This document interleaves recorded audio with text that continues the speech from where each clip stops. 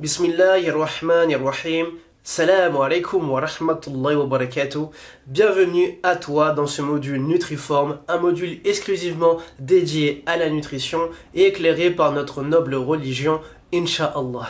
Donc si tu me connais pas, écoute, moi je vais me présenter très rapidement. Donc je m'appelle Mathieu, converti depuis 2014, alhamdoulilah. Je suis entrepreneur, coach sportif, diplômé d'état, conseiller en nutrition et également posturologue. J'ai également été éducateur sportif dans des établissements scolaires où j'ai apporté une culture sportive. Puis je me suis lancé à mon compte en tant que coach personnel, où là j'ai encadré un certain nombre de personnes. Que ce soit pour de la perte de poids, pour du renforcement musculaire, pour de la prise de masse, la préparation physique, de la remise en forme, bref, voilà dans les grandes lignes qui je suis. Dans ce module, tu découvriras les fondements de la nutrition, c'est-à-dire tout ce qui te permettra, Inch'Allah, de fortifier ton corps, de renforcer ton système immunitaire, d'améliorer ta digestion, de lutter contre le stress, de lutter contre la fatigue, la prise de poids ou encore le manque de concentration, etc. Ce module te permettra tout simplement d'acquérir des connaissances que tu pourras appliquer afin d'optimiser ta santé de façon générale afin que tu sois un musulman en forme. Il faut que tu saches avant toute chose que l'alimentation du musulman est régie par des exhortations et des conseils. On y retrouve également des interdits alimentaires,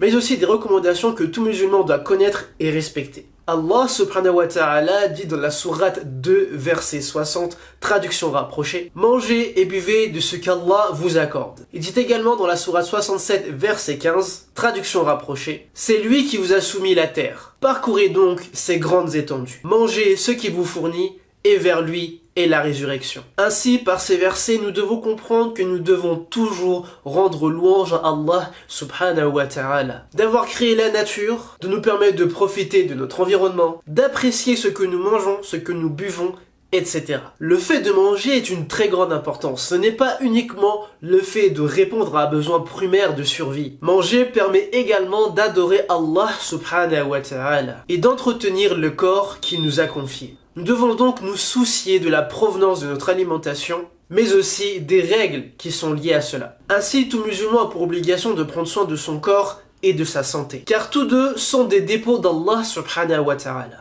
Et ces dépôts devront lui être restitués. Sachant que le jour dernier, le corps témoignera, il est d'autant plus important d'en prendre soin. Or, il est clairement établi que l'alimentation ainsi qu'une activité physique régulière ont un impact majeur sur notre santé. Que ça soit sur du court terme, moyen ou long terme. De plus, une alimentation équilibrée ainsi qu'une activité physique pourra prévenir de certaines maladies. Car en effet, une mauvaise alimentation aggrave l'évolution des maladies, tels que le diabète, l'insuffisance rénale, l'hypertension, etc.